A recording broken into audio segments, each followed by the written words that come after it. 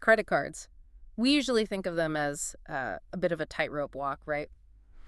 Balance and discipline keep you safe. One wrong move, Yeah.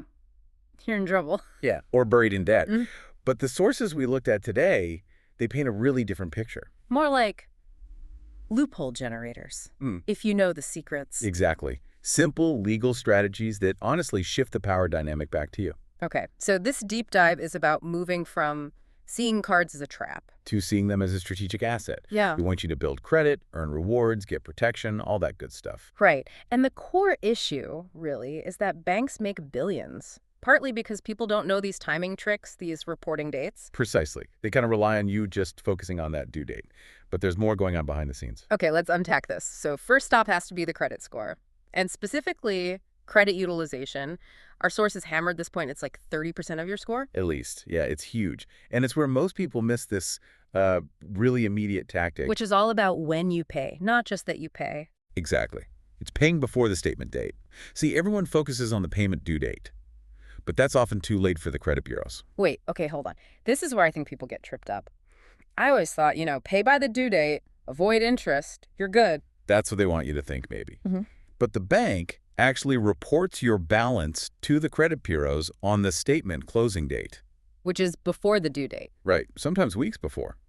So if you spent, say, $2,000 and you wait until the due date to pay it off. That $2,000 balance already got reported, making my utilization look high. That's exactly it. Even though you paid it off later, it's a timing issue. It can make you look riskier than you are. Okay, wow. So the fix is simple. Super simple. Just pay off most or all of your balance 2 or 3 days before the statement closing date. Check your statement, find that date. And this alone can make a difference. A big difference. The sources suggest this one tweak. It could add 20, maybe even 50 points to your score in a month. Seriously, just for changing the payment day? Yeah. It's about making sure a low or zero balance is what gets reported. Yeah. That's the key. Okay, timing optimize. What about the other side of the utilization equation, the credit limit itself? Right. Hack number 2. Strategic credit limit increases. The math is simple. Higher limit, same spending, lower utilization ratio. Makes sense. And the sources say ask for this regularly, like every 6 months. Yeah, about that often seems right. And often it's just a soft inquiry, so it doesn't hurt your score to ask. Good point. And a little tip from the sources. When you ask if your income has gone up at all, even a bit, mention it. Banks like to see that. Right. Show stability. But the goal isn't to spend more, obviously. No, definitely not. It's just about lowering that ratio, giving yourself more breathing room on paper. But, okay, there's a potential downside to having these higher limits, right? If you don't use the cards. Yes. The inactivity risk. Hack number 9 tackles this. Banks can, and sometimes do, just close cards you haven't used in a while, without warning. And poof, there goes that credit limit. Right. Which jacks up your utilization on your other cards. Instantly, yeah. It can really ding your score unexpectedly. So the fix is just use them occasionally. Pretty much.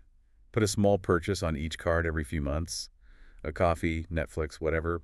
Pay it right off. Is keep it active. Keep the account open. Keep that limit contributing to your overall available credit. Exactly. Keeps your profile looking strong. Okay, score protection covered. Now, here's where it gets really interesting, I think. Moving from defense to offense. Making money from spending. Yeah, let's talk rewards.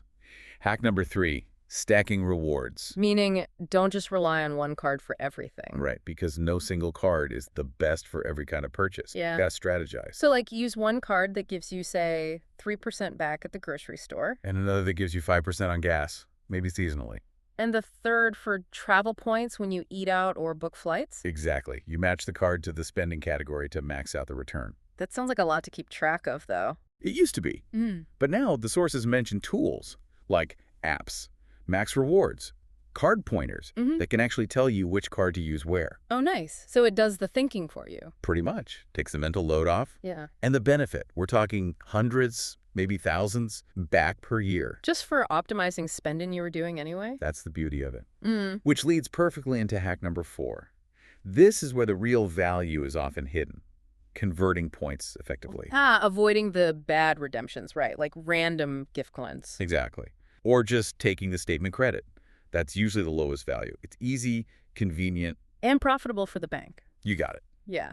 What's fascinating here is the arbitrage potential, the difference between cash value and travel value. So the smart move is transferring points to airlines or hotels. Yes. Yes. Especially with programs like Amex Membership Rewards or Chase Ultimate Rewards, they often have transfer partners. And the value jumps up significantly. Massively. The sources say this can increase your points value by like 2 to 5 times. Wow. Okay, give me an example. Okay, say you have 50,000 points. Redeem for cash or a statement credit, maybe that's $500.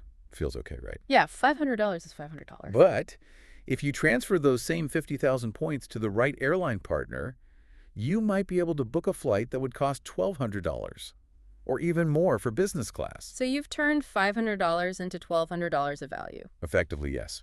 The banks are really counting on you taking the easy $500. That's kind of frustrating when you put it like that. How much potential value gets left behind just for convenience? A lot. Convenience definitely has a cost here. All right, let's just shift gears a bit.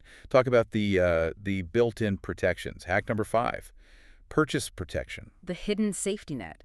Stuff your card might cover automatically. Exactly. Like if you buy something new, say electronics, and it gets damaged or stolen within usually the first 90 days, your card might cover it. Without needing separate insurance. Sometimes, yeah.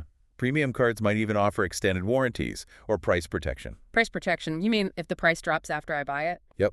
Some cards let you claim the difference within a certain window. The key takeaway: check your benefits guide. You might be surprised what's in there. Good advice. Okay, now something that happens to everyone eventually. Forgetting a payment. Hack number 8. Late fee waivers. Yeah, it happens. Don't panic. The trick is to call the bank right away. And just ask nicely. Pretty much. Most banks have a sort of first-time forgiveness policy, Yeah. especially if your record is usually clean. Be polite. Explain it was an oversight. And they might waive the fee. And maybe even stop it hitting your credit report. Boston, yes, speed and politeness are key. Okay, now for a big one. Hack number 6. High risk, high reward balance transfers. Yeah, this one needs serious caution. It's only a good idea if you're using it strategically to pay down existing high-interest debt. Using those 0% APR offers for, what, 12, 18 months? Exactly. It gives you a window to hammer away at the principal without interest piling up. It can accelerate debt payoff significantly. And this is a huge but, right? 2 huge buts. First, absolutely no new purchases on that card.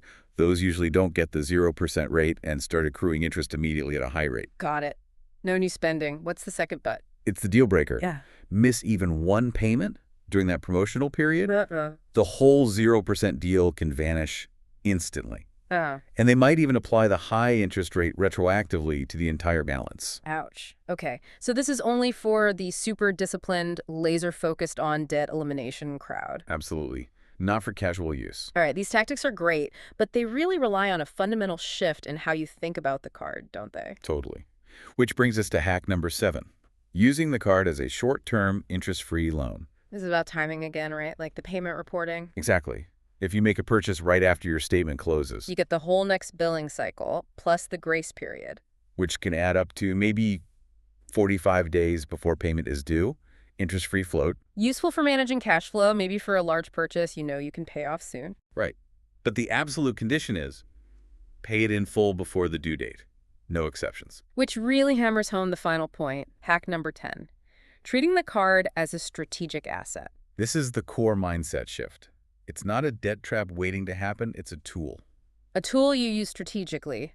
Pay in full every month, always. Collect the rewards points, cash back on money you were spending anyway. Use the purchase protections, the travel perks, whatever benefits it offers. The goal becomes never pay a dime in interest, ever again, and get rewarded for your spending instead.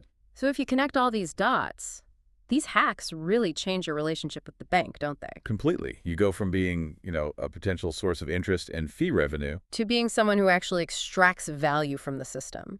You're playing the game by their rules, but using the loopholes they built in. So wrapping this up, what does it all boil down to? It seems like a few key actions. Yeah, I think so. 1, pay early, before the statement date, to keep that reported utilization low. That helps the score immediately. 2, keep your overall utilization low by strategically asking for limit increases and just making sure all your cards stay active with tiny purchases. 3, maximize those rewards. Right. Stack different cards for different categories, and always look to transfer points for travel if possible. That's where the outsized value is. And the golden rule through all of this. Never carry a balance you can't pay off by the due date. Period. Avoid interest at all costs. Yeah, the sources really drive that home. Credit cards themselves aren't the enemy. It's the habits or maybe the lack of this specific knowledge. Exactly. Knowledge the banks aren't exactly shouting from the rooftops, but now you have it. Hmm. This raises a final thought. We talked about that huge value difference, right? Redeeming 50,000 points for $500 cash versus maybe a $1,200 flight. Yeah, the convenience trap. It makes you wonder what other common financial things, like, I don't know, cashing out dividends immediately instead of reinvesting, or selling gift cards online for way less than face value, or just always taking the quickest cash out option. Where else might we be seriously undervaluing something just because the convenient option is right there? That's definitely something to think about.